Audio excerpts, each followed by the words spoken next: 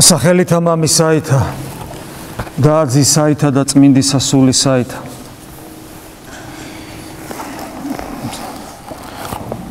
დღევანდელი დღესასწაული ესეა ტრადიციულად ესეა მიჩნეული ძალიან ხიარული დღესასწაულია და ადამიანს ძალიან კარგ გუნებაზე აყენებს. იმდენად ხიარული დღესასწაულია, რომ დედამიწის ძალიან დიდმა ნაწილმა დედამიწის მოსახლეობის ძალიან დიდ ნაწილს უკვე ამ ნამეტნავი მხიარულებისაგან აღარც კი ახსოვს რას დღესასწაულობენ და ვის შობას ზეიმობენ საერთოდ. ჩვენ ძალიან კარგად ვიცით თუ რა დამოკიდებულებაა ქრისტესშობისადმი საერთოდ სამყაროში.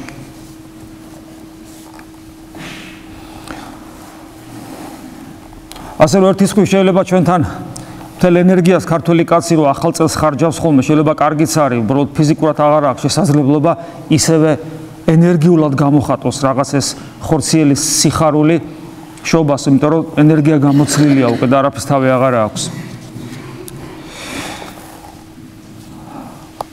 მართლაც ესეთი მხიარული დღესასწაულია, როგორც თანამედროვე სამყარო ამას აღიქვავს. იმიტომ რომ ის ვინც დღეს იშვა და ვის შობასაც ჩვენ დღეს ვზეიმობთ, ჩვილი მაცხოვარი, რომელიც ღმერთია ადამიანად მოსული და როგორც ჩვილი ისე იხილვების ბაგაში ცოტა ხანში ძალიან მალე იტყვის ისეთ სიტყვებს, რომლის სიტყვების შესრულება და აღსრულება არათუ ჰეროდეს და მთელ იერუსალიმს, რომლებიც შეძრწუნდებიან, როგორც დღეს აღმოვიკითხეთ. გახსოვთ ეს ადგილი, ვითარცა ესმა ესე ჰეროდე მეფესა, შეძრწუნდა და ყოველი იერუსალიმი მისთანა. არამედ თითოეულ ჩვენთაგას აზრწუნებს და ნაკლებად ვფიქრობთ. ჩვილი, რომლის შობასაც დღეს ჩვენ დღესასწაულობთ და გვიხარია, ესე ვთქვათ. ვიხარია. ცოტა ხანში გვეტყვის. რომელსა უნდას შემოდგომა ჩემდა, უარყავ თავით ვისი, აღიღენ ჯვარით ვისი და შემომიდექინ მე. ჩვილი, რომლის შობასაც ჩვენ დღეს დღესასწაულობთ, დაგვიკონკრეტებს, რომ ვინც არ უარყოს, დედაითვისი და მამაითვისი, ცოლი და შვილები და ბოლოს საკუთარი თავი და არ აღიღოს ჯვარი თვისი და არ შემომიდგეს მე, იგი არ არის ჩემი ღირსი. ჩვილი, რომლის შობასაც ჩვენ დღეს დღესასწაულობთ, ცოტა ხანში გვეტყვის, რომ სიყვარული ამას სოფლისა მტრობაა ღვთისა. და თუ მდევნეს თქვენს გდევნიან. რა აზრი აქვს? მთელი სოფელი შეიძინო და სული დაიღუპო. ფართია გზა, რომელსაც წარსაწყმადელად მიყავს ადამიანები და ვიწროა გზა და ეკლიანი, რომელზეც მავალნი ცხონდებიან. სასופველში, ანუ მარადულ სიცოცხლეში შემავალი კარები ძალიან ვიწროა. მრავალნი მოძებნიან, მაგრამ ვერ იპოვნიან. აი დღეს შობილი ჩვილი მაცხვარი, აი ამას გვეტყვის ჩვენ, ცოტა ხანში. გვეტყვის ასევე იმას, რომ ორი უფლის მონა ვერ იქნები. ან ღვთისა უნდა იყო, ან მამონასი.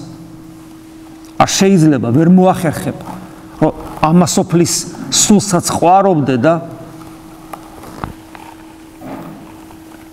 ღმერთსაც. ჩვენ მართალია ძველი აღთქმის ეკლესიის ფარისევლები ვამახინჯებთ. წაღმა უკუღმა გვესმის წმინდა წერილი და ვამახინჯებთ ქრისტიანულ სულს და ქრისტეს სულს. და თუ იგი არ გვექნება, ჩვენ მისნი არ ვიქნებით, როგორც პავლე მოციქული ამბობს.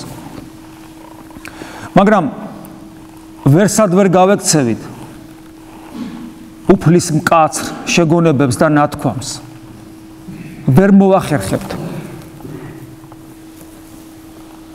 ჩვენ მაინც ვამახინჯებთ. აი მაგალითად რამდენიმე დღის წინ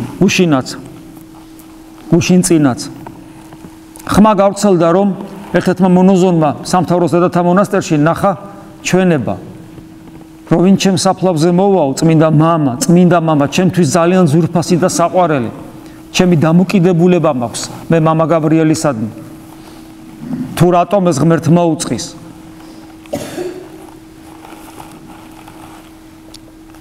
რომ ესე იგი ვინ ჩემთან მოვა, ორ სურვილს შეუსრულებ და დადგა რიგები.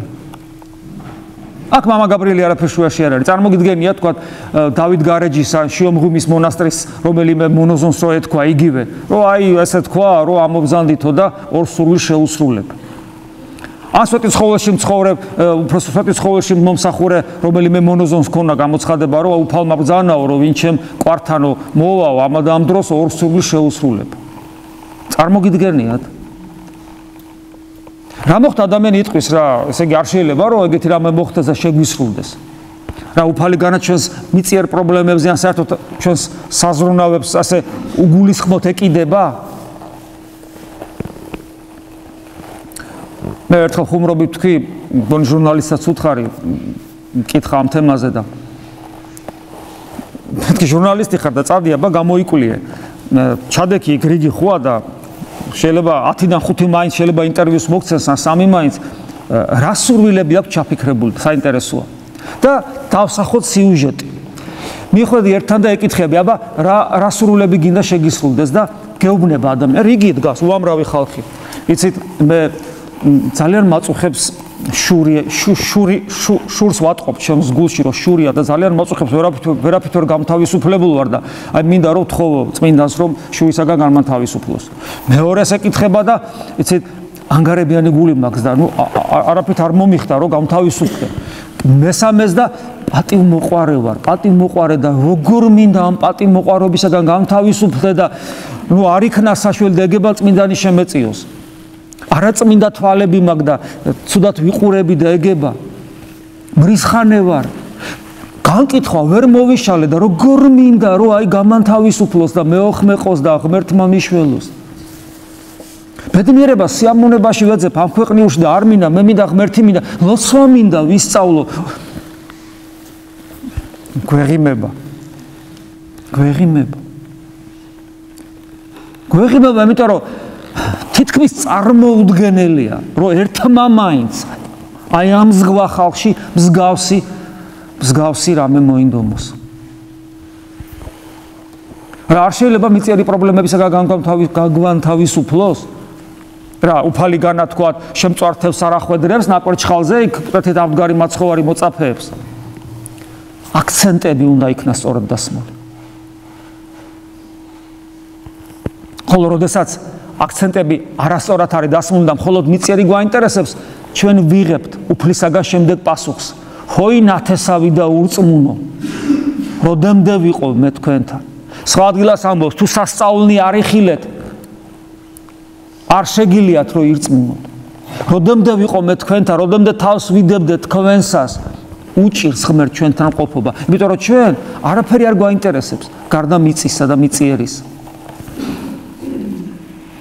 აი ასე და ამგვარად ვამახინჯებ ჩვენ სარწმუნოებას საერთოდ და რა თქმა უნდა დღევანდელ დღესაც არასწორი და არაჯანსაღი მიდგომა გვაქვს. მაგრამ რა ვუყოთ ჩვენ ადამიანობას და რა ვუყოთ იმას, რომ ვინც დღეს იშვა და ვისი დაბადების დღეც არის, მოდი ესე ვთქვათ, ჩვეულებრივი ბავშვი კი არ არის. არის ის, ვისაც ხელთ უპყრია მთელი სამყარო და ვინც არასაგან, არაფრისაგან შექმნა ეს სამყარო. იშვა ღმერთი ყოვლადძლიერი, თავის სიდიადით საშინელი. ის, ვისაც ჩვენ ვხედავთ ბაგაში მწოლარეს. პირველად არის ძე ღმერთი სამყაროს შემოქმედი მამისა და სულიწმინდას თანასწორი და თანაარსი. რა ვუყოთ ამ რეალობას და გახდა ჩვენნაირი ადამიანური ბუნება მიიღო და ამით ჩვენ ძალიან ბევრი რამ გვითხრა და ჩვენ თუ არ გავიგეთ რა გვითხრა.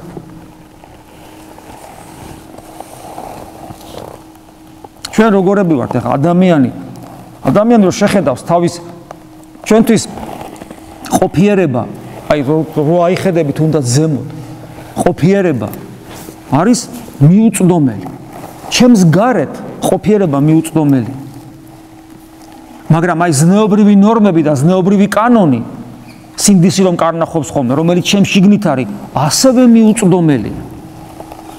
ვერც ერთს წვდები და ვერც მეორეს, მაგრამ აი ღმერთი რო ადამიანად მოვიდა, ღმერთი რომელიც მთელს ამ ყოფიერებას შემოსაზღვრავს და რომ მოვიდა ადამიანად და ისეთ ადამიანად, რომელმაც მომცა ეტალონი ზნეობრივი სრულყოფილებისა და მე დამენახა, მე სხვას შესაძლებლობას არ მაძლევს, გარდა იმისა, რომ მე ეს ყველაფერი ამ ყველაფერს მივწვდე და ჩავწვდე ყოფიერებასაც, იმიტომ რომ მის მეუფედ დამადგინა და ზნეობრივ სრულყოფილებასაც, იმიტომ რომ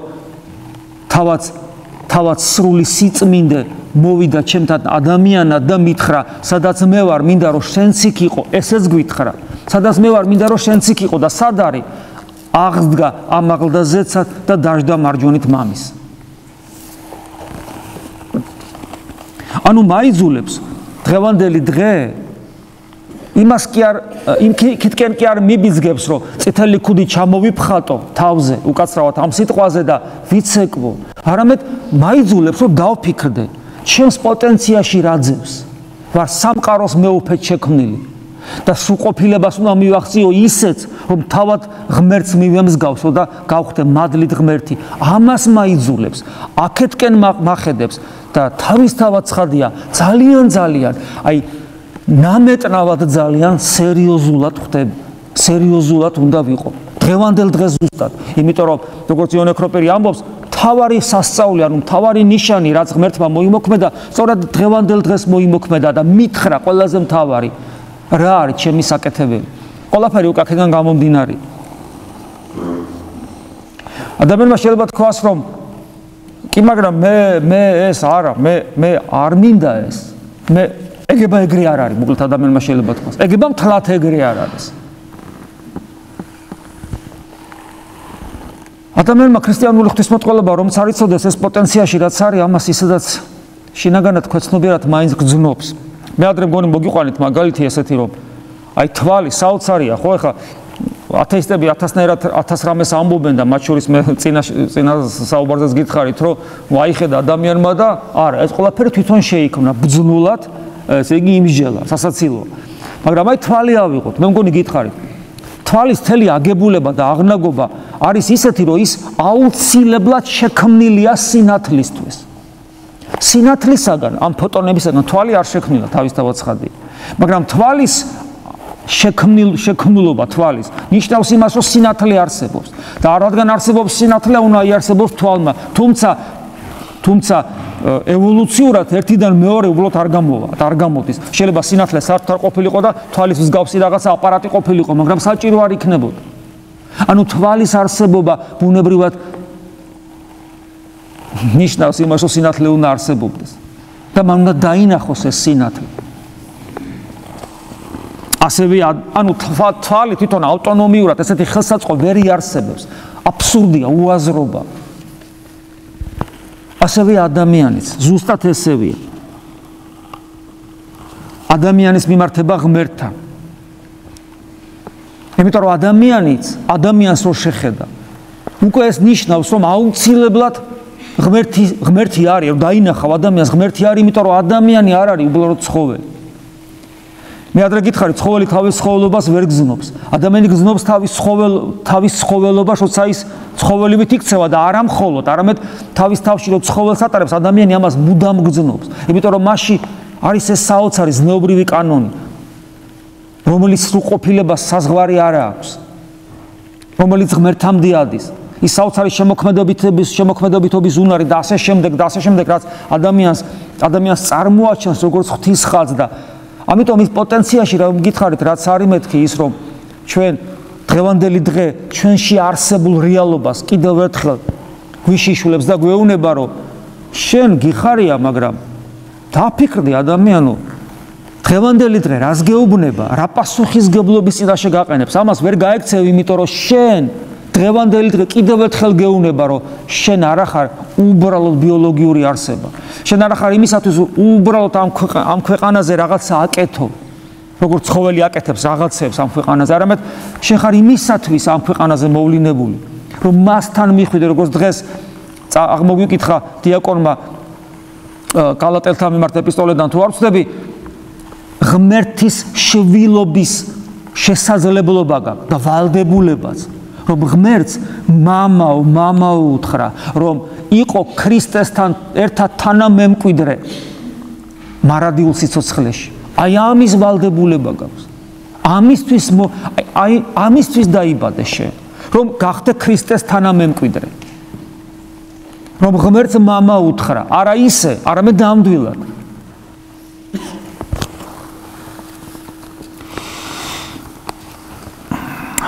მაგრამ ადამიანი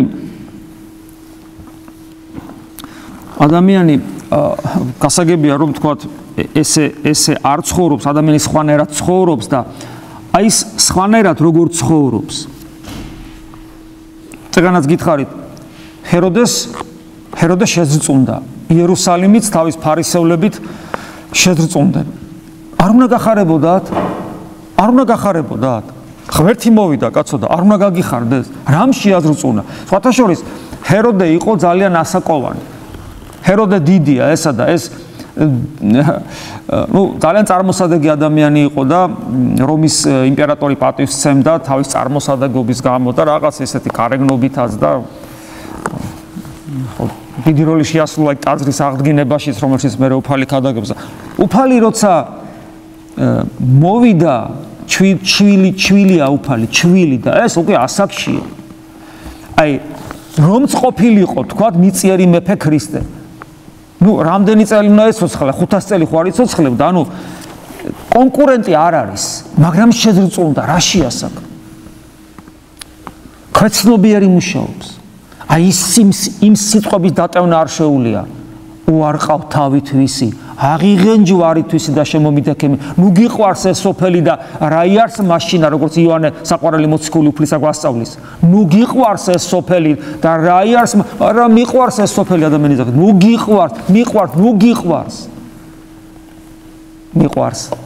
გიყვარს. არ არის შესაძლებლობა რომ უფალმა არ გითხრას, ნუ გიყვარს. იმიტომ რომ ამ სოფლის სიყვარული მტრობა. აბა რაღაცა რომ მაქვს. კი ბატონო გაქვს. კანონიერად გაქვს კი, ვითომ არა გაქვს. რანაირად, როგორც კბილის ჯაგრისი. მე მგონი თქვენ უკვე იცით ეს. გული არ მიეწეფოს არაფერს, თორე იქნება ის აკლემი, რომელიც ნემსის ხუთში ვერ გაძვრება. ხო და აი მე მინდა ანტონ დიდის სიტყვები წაგიკითხოთ. ეს პერმონოზნობის ერთ-ერთი ფუძემდებელი. ნახეთ როგორ ამბობს ადამიანად ითქმის ის მე ადამიანი ვარ, ეს ძალიან კარგად ჟღერს, ადამიანი ვარ. ერთმანეთს რო ლანძღავენ ადამიანები შეცხოველო ევნებია. უკადრისობს ადამიანი. თითქოს უდიდეს უმრავლესობა ადამიანი სწორედ ესე არ ცხოვრობდეს, რომ ჭამოს და გამოყოს, კაი გამრავლდეს. ესე მცენარეც კი ცხოვრობს, არათუ ცხოველი. ცხოველობას არ ჭირდება ამას. ჭამოს, გამოყოს და გამრავლდეს. ცხოველის მცენარეც კი აკეთებს ამას. მაგრამ ერთი ადამიანი მეორეს რომ იმართავს ლანძღვის ფორმით, ცხოველო ღიზიანდება ადამიანი. იმიტომ რომ არ უნდა მას მაინც ცხოველი იყოს, თუმცა ესე ცხოვრობს და ადამიანად უნდა იგზნოს თავი და აი ანტონ დიდი რას ამბობს? ადამიანად ითქმის ანის ვინც მოაზროვნეა ვაზროვნებ ადამიანი ტყვის და მოაზროვნეობაში ანტონ დიდი რას გულისხმობს? მოაზროვნეობაში გულისხმობს ადამიანს, რომელსაც აქვს უნარი გაარჩიოს კარგი და ცუდი. კარგი და ცუდი ან ეს იგივეა რომ იყოს მოსურნე, რომ დაემორჩილოს და სათნო იყოს მხოლოდ ღმერთს. აი ამას გულისხმობს მოაზროვნეში. სხვა შემთხვევაში ფსალმონის გეუბნება, თქვა უგუნურმა გულსაშინა თვისა არ არისო ღმერთი. გესმით, ამას გულისხმობს. ასე იგი, ადამიანად ითქმის ან ის, ვინც მოაზროვნეა, ანუ ღვთის ღმერთთან ყოფნის მოსურნე. მხოლოდ ღმერთსო სათნო უნდა იყოს და კარგის და ცუდის გამრჩევირო. ასე იგი, ან ის, ვინც მოაზროვნეა და აი აქ არის ერთი ადგილი, რომელიც ჩვენთვის ახლა ამ შემთხვევაში ძალიან მნიშვნელოვანია. ან ის, ვინც გამოსწორების დამთმენია. გამოუსწორებელი არა ადამიანად იწოდება, ვინაიდან არა ადამიანის თვისებაა ეს გამოუსწორებლობა. აბა რამდენი ჩვენთან მე მგონი ყველა ესეთები ვართ, გამოუსწორებლები ვართ. ზოგი რას ვერ გადაჩვევია, ზოგი მაგალითად გინებას ვერ გადაჩვევია მამაკაცი, ზოგი ქალი წყევლას, ზოგი ქალი სერიალების ყურებასაც ვერ გადაჩვევია, თქვენ წარმოიდგინეთ. ჭორაობას, ცოდვებზე, განკითხვაზე, ამპარტავნებაზე, პატივმოყვარეობაზე, ანგარებაზე, შუზე, ამისგან გამოსწორება შეუძლებელი. ზოგი მემთრო, ზოგი სიგარეტ, მოკლედ, ვერ სწორდებით. აი, ანტონი დიდი, რა ვიცი, არ ვენდოთ. ნახე როგორ ამბობს კიდე ერთხელ უკაცრავად წავიკითხავ, მაგრამ მე არ ვამბობ კიდე კაი. ესე იგი, გამოუსწორებელი, აი რამდენი ჩვენთანგანიც გამოუსწორებელი ვარ მთელი საკითხებში, ხო? გამოუსწორებელი არა ადამიანად იწოდება, რადგან არა ადამიანობის თვისება, როცა ადამიანი გამოუსწორებელი. რა ვქნა ესეთი ვარ ადამიანი, რა ვქნა მეტი არ შემილია, ესედაც რამდენი დავთმე, შედალოცვილო. თუ ქრისტიანი ხარ, როგორც ქრისტიანს გელაპარაკები, თორე სხვას რა უნდა უთხრა, ქრისტიანი ნიშნავს რომ ქრისტეს სული უნდა გქონდეს, ქრისტეს თვალებით უნდა იყურებოდე. შეიძლება ქრისტეს თვალებით იყურებოდე, თან აბოლებდე, თან განიკითხავდე, თან პატივმოყვარეობაში იხჩობოდე, თან თვალებს აცეცებდე უცხო მიმართულებით, თან ამ დედამიწაზე იწყობდე სულ კომფორტს, გეგონება მილიონი წელი უნდა იცოცხლო. ხო აბსურდია და ხო ესე ვცხოვრობთ ჩვენ, ჩემის თამადობით. და უნდა გამოვსწორდეთ.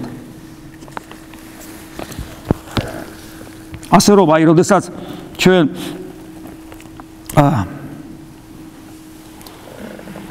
დღევანდელი დღე ჩაგვახედებს ჩვენს დანიშნულებაში და იმ რეალობაში, რასაც ვიმყოფებით, რომ მეუფე სამყაროსი და ღმერთს უნდა მიემსგავსო შენი ზნეობრივი მდგომარეობით, იმიტომ რომ ღმერთი ადამიანად მოვიდა. ამიტომ ნებისმიერი ჩვენი შინაგანი წამოყივლება, შინაგანი რომ არა მე ეს არ შემიძლია იმ წამს რომ მახსოვდეს ანტონი დიდის სიტყვები, მაშინ შენ ადამიანი არ ახარ. მიდი და ეკამათი ანტონი დიდს, თუ შეგიძლია. ეს აბსოლუტურად ყველა სფეროში იგრძნობა, რომ ჩვენ ძალიან გვიჭირს რომ გამოვსწორდეთ, უბრალოდ რაღაცა შევცვალოთ ჩვენ ცხოვრებაში. რაღაცა პატარა შევცვალოთ, ერთით დავიწყოთ. და თქვენ წარმოიდგინეთ, ეს არა მარტო ქრისტიანობას ეხება, ქრისტიანობას რა კუთხით, რომ აი ღმერთივით სრულყოფილი უნდა იყო, ამას კი არ ეხება, ეხება ყველაფერს, აბსოლუტურად ყველაფერს. აი მაგალითად ჩვენ ქართველები ვარ და ჩვენს ქართველობასაც ეხება. ჩვენ მოგწონს ჩვენ სამშობლო გვიყვართ, ჩვენ ქართველები ვართ, ჩვენ დიდი წინაპ, დიდი ისტორია გვაქვს. უნდა დავფიქრდეთ, მე თუ სამშობლო მიყვარს, მე თუ პატრიოტი ვარ, როგორი საქართველო მინდა? მე ესე მგონია, მე შეიძლება ვწდები, მაგრამ მე მაგალითად თუ იდეალურ სიტუაციას თუ დავსახავ, მე ესეთი საქართველო მინდა. აი ჩამოვთვლი. მღვდლები, ჩემი თავიდან დავიწყებ, თავისთავად ცხადია, აბა თქვენგან ხო არა? ჯერ ჩემ თავს მოვკითხავ. მღვდლები და საქართველო რას ნიშნავს? საქართველო ნიშნავს ბევრ რამეს და მათ შორის ისტორიასაც. მე ისტორია ვიცი და ისტორიას თუ მოვწყდები, ბოგანოს დავემსგავსები, როგორც ილია მართალი გვასწავლიდა, რომელსაც არც სახლი აქვს, არც კარი აქვს, არც გვარი აქვს, არც ნათესავი ყავს და არაფერი არ აქვს. ანუ მე არ შეიძლება ფესვებს მოვწყდე და ამიტომ გამოვიყენებ ამ ისტორიას. აი მე მღვდელი, როგორი საქართველო მინდა? მღვდელი უნდა მე ვბაძავდე წმინდა გრიგოლ ხანძთელს. ერთხელ ადრე გითხარით, იმიტომ არ ვარგივართ, რომ ვერ ვბაძავთ წმინდა გრიგოლ ხანძთელს და ვთვლით, რომ ის აბა როდის იყო. და ჩვენი პრობლემაც ამაშია. ესე იგი, მე როგორი საქართველო მინდა? მღვდლები, ყველა მღვდელი, აბსოლუტურად, დიაკონიდან დაწყებული ეპისკოპოსის ჩათვლით, ყველანი ვუბაძავდეთ გრიგოლ ხანძთელს. ხელისუფალნი, სულ ერთია ვინ იქნება ხელისუფლებაში, როგორი წყობაც არ უნდა იყოს. ხელისუფალნი ბაძავდნენ წმინდა მეფე დავით აღმაშენებელს. არ უნდა ბაძავდნენ? ქალები ვის უნდა ბაძავდნენ? მე ესე მგონია, რომ გაგვიგია ხო წმინდა ძმები 9 ძმა ხერხეულიძე. რატომაც არ უნდა ბაძავდნენ დედები და და ქალები საერთოდ იმათ დედებს, იმათ დედას და იმათ დას. ხო ვიცით რა საოცრებაა, ხო? 9 ძმა ხერხეულიძის დედა და 9 ძმა ხერხეულიძის და რატომ არ უნდა ბაძავდეს ქართველი ქალი იმას? ან შვილების გაჩენაში, ან ამგვარად აღზრდაში, ან ბოლომდე თავგანწირვაში და მაგალითის ჩვენებაში. და რატო არ უნდა ყავდეს ესეთი დები, როგორიც მათ ყავდა? ქალები თქვენ, აბა კაცები ვიღას უნდა ბაძავდნენ. რატომ არ უნდა ცდილობთ, რომ ყოველი კაცი თავის ცხოვრებაში, თავის თავში იყოს 301 არაგველი, რომელიც მზად არის ქრისტესათვის, სამშობლოსათვის თავი გაწიროს. ეს მე მიწას არ ავცდენილ ვარ. მე ზეცაში არ ავსულ ვარ. მიწიერზე ვსაუბრობთ. და ქრისტემ გვეუბნება ერთ ადგილას თუ მიწისა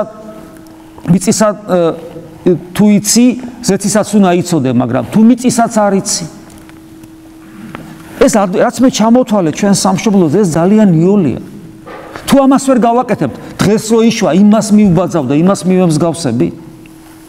ეს ხო აბსურდია, ეს ხო გამორიცხული. ამიტომ ჩვენ მიწიერ საკითხებშიც კი როგორ მოვიკოჭლებთ. თითოეული ჩამონათვალი, როგორი შორი რეალობა, ეს ხომ არ არის სრულყოფილება, ისეთი იყავით სრულყოფილი, როგორც თქვენი ზეციური მამა, სრულყოფილი, ეს ხომ არ არის. ადამიანები ჩამოთვალე, ღმერთი არსად არ მიხსენებია. გრიგოლ ხასტელი ჩამოთვალე, დავით აღმაშენებელი, ცხაღმა ხერხეულიძის დედა და 300 არა ადამიანები ჩამოთვალე. ესეც კი არ შეგვიძლია. დღეს ამასოფლის სული, მე ხშირად ვსაუბრობ ხოლმე, როგორ გვიტევს და როგორ გვახჩობს და აი როგორი ამასოფლის სული, დღეს კი არ გაჩნდა. დღეს მე მგონი წინაზე გითხარით, ხო, საახალწლო ის რო იყო, რა ქვია, ჩვენი ახალწელს რო ქონდა ღამის წირვა. დღევანდელი დღე იმით განსხვავდება წარსულისაგან, რომ დღევანდელ დღეს ისაც ყოველთვის იყო, დღეს იდეოლოგიის რანგშია აყვანილი. ადრე ესე იყო გასაგებია, თუმცა არა ესეთი მასშტაბით, მაგრამ დღეს მასშტაბის გაიზარდა და რაც თავარია დაკანონდა, როგორც იდეოლოგია, ანუ შენგან უკვე სავალდებულო თითხოვენ, რომ უღმერთო იყო და პირუტყვს მიემსგავსო. ძველად იყო არჩევანი, გინდა პირუტყვი იყავი და გინდა ქრისტიანი იყავი და დღეს აუცილებლად უნდა გაპირუტყვდე. ამას ითხოვენ. ეს სული მოდის.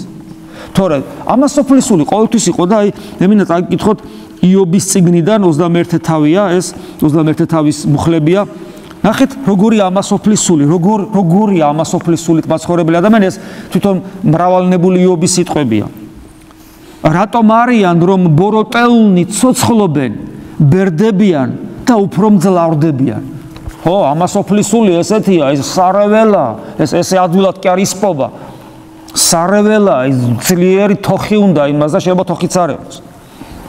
ანუ ცოცხლობენ, ბერდებიან და უფრო მძლავრდებიან. უკრავენ დოლსა და ქნარს და მხიარულობენ სალამურის ხმაზე. ესი, მხიარულობა, იცოცხლე.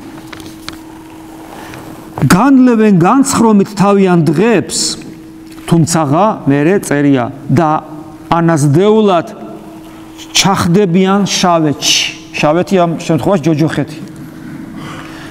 თუმცა მანამდე კი, სანამ ჩახდებიან შავეთში, ღმერთს ეუბნებიან და აი რას ეუბნებიან ღმერთს და ძალიან ნიშანდობლივია. ჩამოგვეცალე არ ფსურს ვიცოდეთ შენი გზებიო. ფათაშორის ეს დოსტოევსკის ცნობილი ძმები კარამაზოვების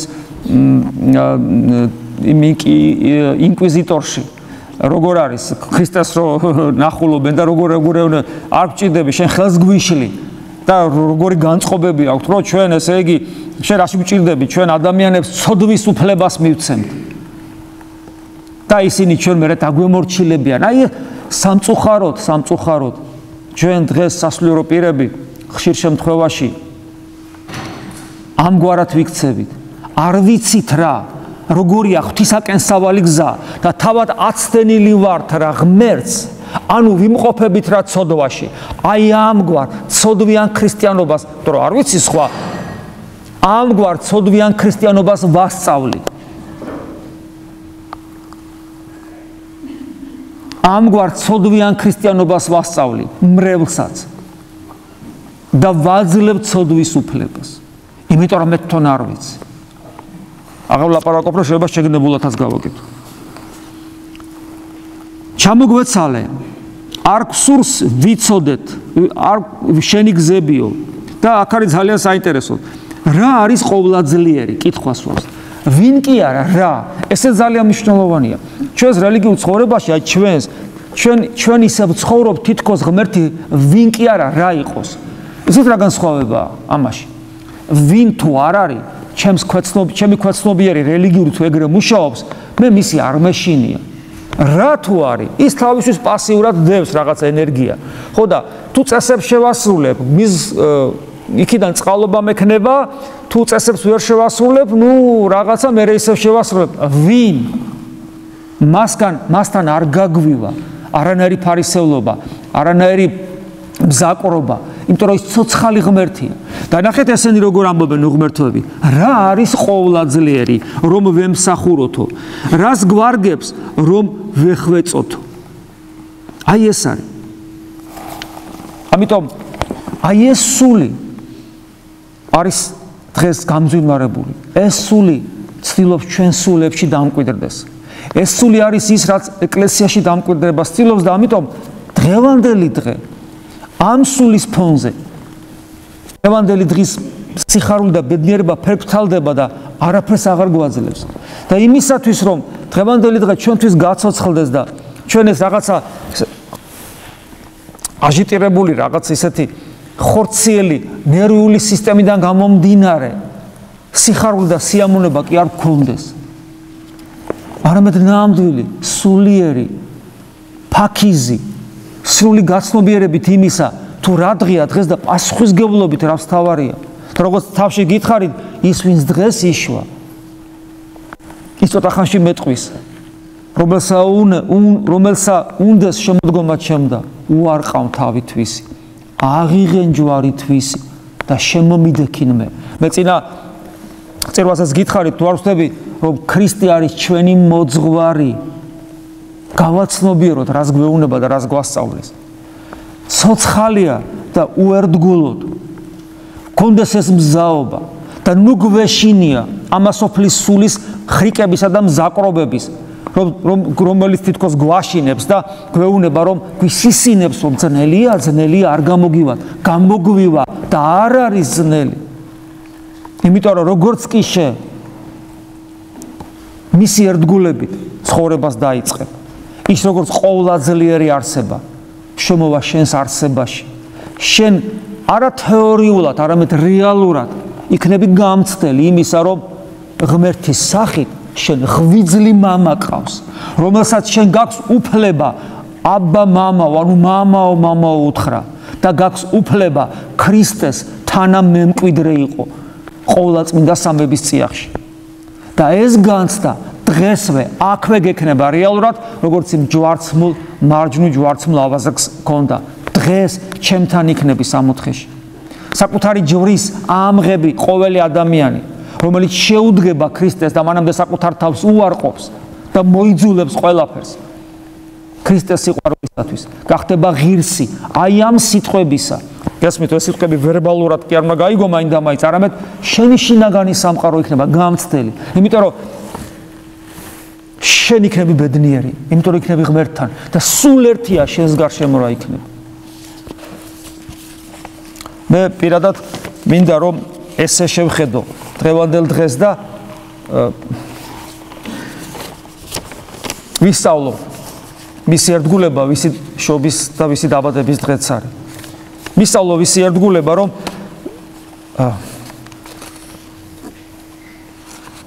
ვიქნები რა უანგაროთ მის მიმართ.